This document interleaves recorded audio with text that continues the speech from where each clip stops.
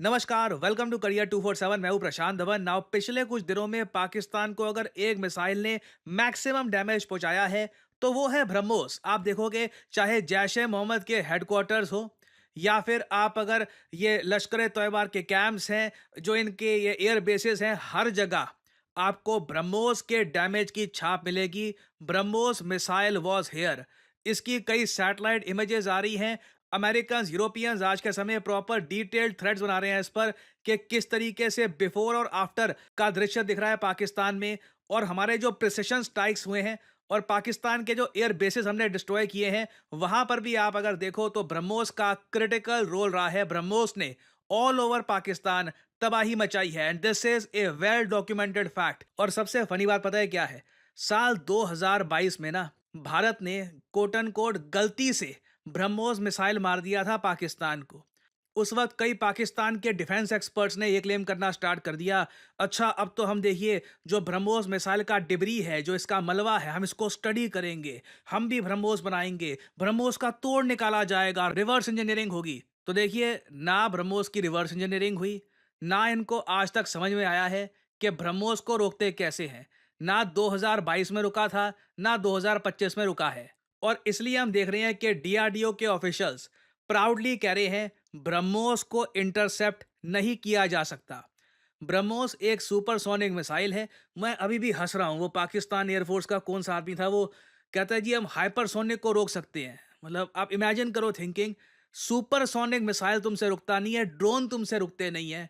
और ब्रह्मोस के बारे में तो मैं आपको ये बता दूं, ये एक बहुत ही ज़्यादा यूनिक सुपरसोनिक मिसाइल है। और इसलिए आप देखोगे चाहे फिलीपींस हो चाहे कई और देश हो, सब लोग ब्रह्मोस को लेकर बहुत इंटरेस्टेड रहते हैं। और आप देखोगे जो तबाही ब्रह्मोस ने मचाई है पाकिस्तान में, उसके बाद ना ब्रह्मोस के stocks they are going to be strong. मतलब लिटरली बहुत सारी सेल्स होंगी, कई कंट्रीज ब्रह्मोस को परचेज करना चाहेंगी इन द फ्यूचर। और कोइंसिडेंस देखिए, अब भारत ब्रह्मोस भी और ज्यादा प्रोड्यूस किया करेगा। हमारे रक्षा मंत्री ने यह कहा है कि अब लखनऊ में भी सिंस ब्रह्मोस की मैन्युफैक्चरिंग हमने यूनिट ओपन कर दिया है, तो लखनऊ से भी हम 100 से लेकर 150 मिसाइल हर साल प्रोड्यूस करने वाले हैं। और यह भारत के लिए बड़ा एडवांटेज है, क्योंकि याद रखिएगा ब्रह्मोस ना सिर्फ एक सुपरसोनिक मिसाइल है, ये एक यूनिवर्सल प्रिसिशन स्ट्राइक मिसाइल है। मतलब कि लैंड से जमीन पे आपको हिट करना है, ब्रह्मोस आप यूज कर सकते हो।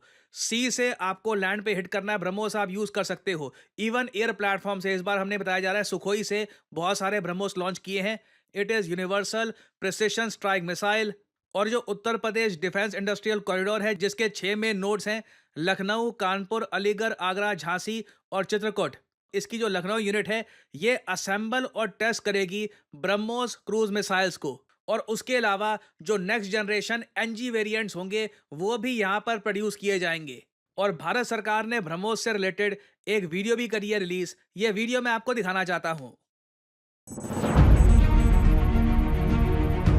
ब्रह्मोस 21वीं सदी की अतुलनीय प्रिसिजन स्ट्राइक मिसाइल, जिसे भूमि, समुद्र और हवाई प्लेटफॉर्म से बड़े स्टैंड ऑफ रेंज से दिन रात और हर मौसम में दागा जा सकता है।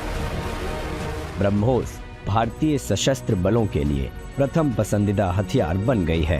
यह यूनिवर्सल मिसाइल आधुनिक युद्ध क्षेत्र में बहुभूमिका, बहुलक्ष्य और बहु प्लेटफॉर्म लॉन्च क्षमताओं के साथ एक प्रमुख फोर्स मल्टीप्लायर के रूप में स्थापित हो चुकी है।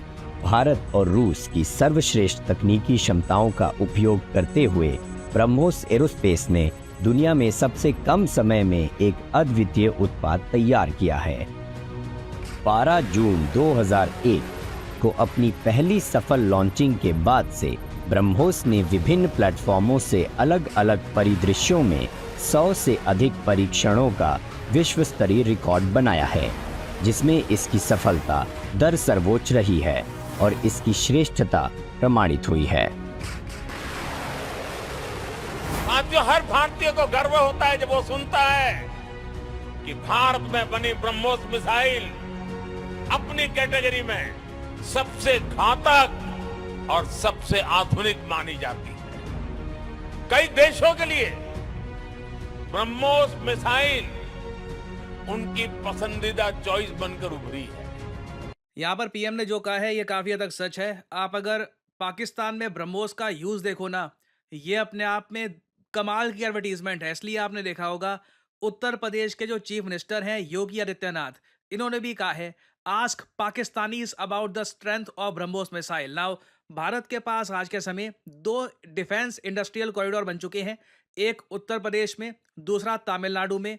जो यूपी में अब हम ब्रह्मोस प्रोड्यूस करेंगे, ये इंडियन मिलिट्री को भी लगातार सप्लाई प्रोवाइड करते रहेंगे और कल को अगर हमें एक्सपोर्ट करने हैं ये मिसाइल, तो ये भी हम कर पाएँगे, क्योंकि जो भी आपका बायर है वो ये भी चाहेगा कि जो डिलीवरी है मिसाइल की, ये टाइमली हो। अगर आप ये कहोगे कि मिसाइल 5-6 साल बाद डिलीवर होगा, तो तब तक वो टेक्नोलॉजी थोड़ी बहुत ऑब्सोलीट भी हो सकती है। नए टाइप के मिसाइल आ जाएँगे, कॉन्स्टेंटली आपको पता होगा डिफेंस में इनोवेशन होती रहती है। तो लखनऊ का जो ये ब्रह्मोस यूनिट है, this is a big boost for India's defence industry. और आप लोगों ने एक बात नोट करी होगी, वेस्टर्न मीडिया ना, कोई भी अगर पाकिस्तानी सोर्स, सूत्र, कोई ऑफिशियल कंफर्मेशन भी नहीं, कोई पाकिस्तानी सूत्र अगर ये बोल देता है ना इनका, कि जी इन लोगों ने रफाल गिरा दिया है या फिर S-400 डिफेंस सिस्टम को इन्होंने डिस्ट्रॉय कर दिया है, वो लोग उसको पब्लिश कर देंगे। जबकि इंडिया के पास प्रॉपर एविडेंस है, वीडियोस अवेलेबल है, पाकिस्तानीज ने खुद वीडियो शूट करी है कि कैसे रावलपिंडी में ब्रह्मोस ने डैमेज किया है,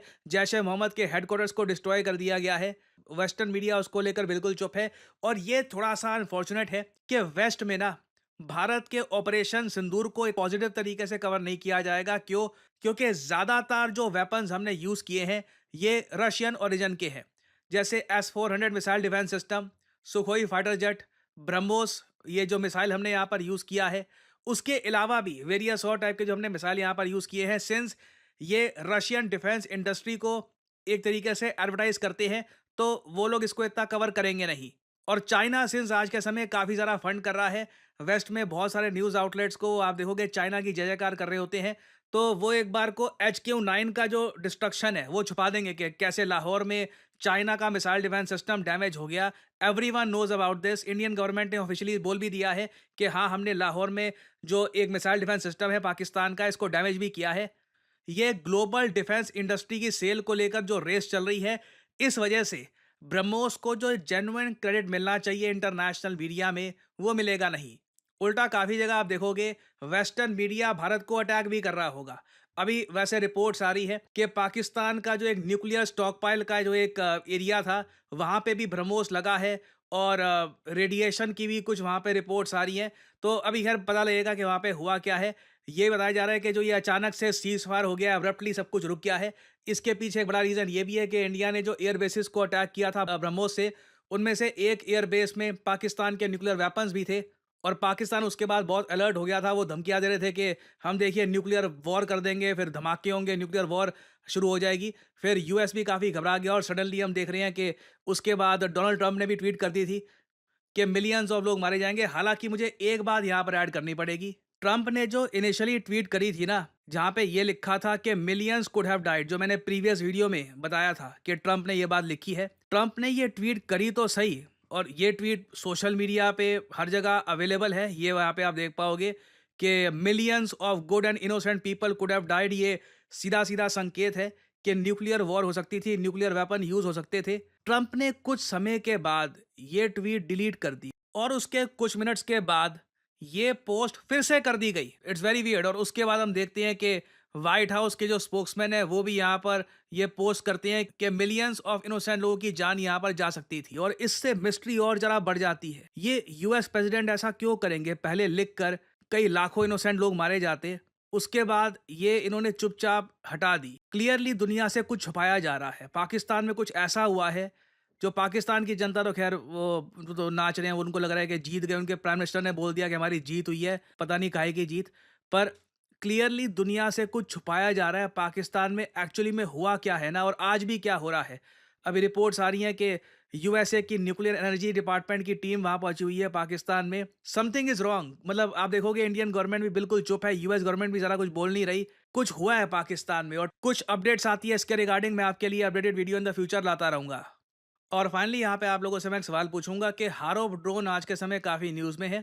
भारत ने इस ड्रोन का भी काफ़ी इस्तेमाल किया पाकिस्तान के अगेंस्ट। आपको बताना है कि हारोव ड्रोन किस देश ने किया है डेवलप। ये है यहाँ पे आपकी ऑप्शंस: फ्रांस, रशिया, इजराइल या यूएसए। कमेंट सेक्शन में करिए आंसर।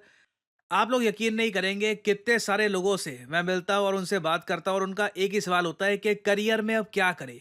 यू नो व्हाट, मुझे मैथमेटिक्स इतना अच्छा लगता नहीं है, कोडिंग वगैरह सीखने में मेरा मन नहीं लगता, मुझे कुछ और एक मतलब क्रिएटिव जॉब जहाँ पे मैं अर्ली स्टार्ट कर सकूँ वैसा कुछ सजेस्ट करिए। वेल, मैं यहाँ पे आपको बताना चाहता हूँ डिजिटल मार्केटिंग के बारे में। डिजिटल मार्केटिंग के अंडर आपका करियर कैसा हो, इस फील्ड के अंडर आप बन सकते हैं डिजिटल मार्केटिंग असिस्टेंट, आप बन सकते हैं एक एसईओ राइटर, आप बन सकते हैं सोशल मीडिया स्पेशलिस्ट, आप बन सकते हैं एक एसईओ मैनेजर, एक कंटेंट मैनेजर। डिजिटल मार्केटिंग के अंडर आपको जॉब मिल सकती है वेरियस सेक्टर्स में और ये जॉब्स लगातार बढ़ती जा रही हैं। एंड सिमिलरली आप देखोगे डिजिटल मार्केटिंग के जो कोर्सेज हैं ये भी दुनिया भर में, चाहे यूएस हो, यूरोप हो, हर जगह ये कोर्सेज बढ़ते जा रहे हैं। और आप एक बात नोट करिएगा, ज़्यादातर जो ये कोर्सेज हैं बहुत ज़्यादा महंगे होंगे, सिर्फ इंग्लिश लैंग्वेज में होंगे और ये कोर्सेज बहुत छोटे होते हैं, 2-3 महीनों में ना हो गया कोर्स हो गया आपका, आपको बस आगे भेज दिया जाएगा।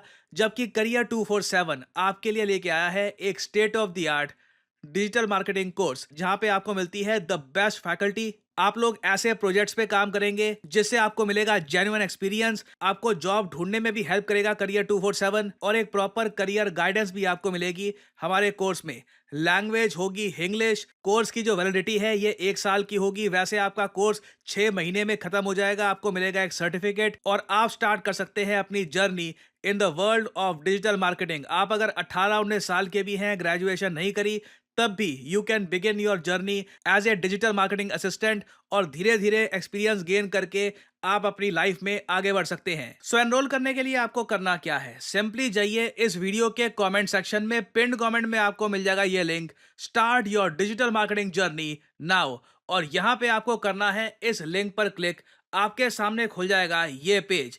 इधर अपना नाम, ईमेल आईडी, फोन नंबर और ऑब्वियसली डिस्काउंट कोड यहाँ पे डाल देना PD10, ताकि जो प्राइस है इस कोर्स का इससे बहुत ज्यादा कम प्राइस में आपको ये कोर्स मिले। अगर आप कोड डालना भूल जाओगे तो प्राइसेस आपको काफी इंक्रीज मिलेंगे यहाँ पर। So always enter the code PD10 and simply apply, that's all I am saying, simply apply.